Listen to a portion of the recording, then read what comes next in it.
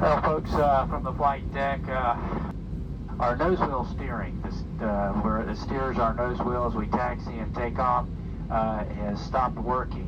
What's going to happen is our ground crew is going to come out, and they're going to have to hook up a tug and tow us back to the gate.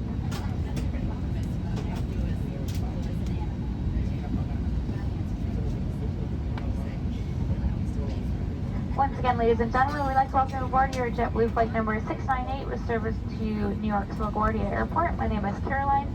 It's my pleasure to be flying with Regina, who's up front here with me. Over the wings, we have Lewis, and towards the back, we have Annabelle. Our pilots have advised us that our estimated flight time today is 2 hours and 2 minutes. Your safety is our top priority, so we appreciate a few minutes of your attention while we demonstrate the safety features of this aircraft. You can follow along with the safety information card in your seat back pocket. Federal aviation regulations require your compliance with all crew member instructions, lighted information signs, and poster placards. To fasten your seatbelt, insert the flat metal end into the buckle and pull on the strap tight. To release, just slip the top flap of the buckle. Please keep your seatbelt fastened low and tight across your lap even when the seatbelt sign is off, and have your seatbelt visible to the crew at all times.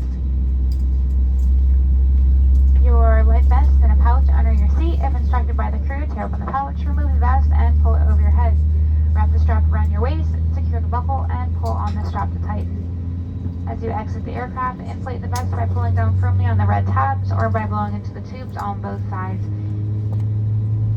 A locator light on the shoulder will turn on automatically when in water. Never inflate your vest inside the aircraft. This Airbus A320 has 8 emergency exits, 2 doors in the front, 4 window exits over the wings, and 2 doors in the back. Each door is equipped with an evacuation sled that can be detached from the airplane and used as a raft. An additional raft is located in the forward storage unit. All exits are clearly marked with a sign overhead. If necessary, floor level lighting will illuminate the aisles to help you find the exits. In the event of an emergency, please leave all your personal belongings behind and proceed to the nearest exit. Please take a moment now to locate your closest exit, and remember, it might be behind you.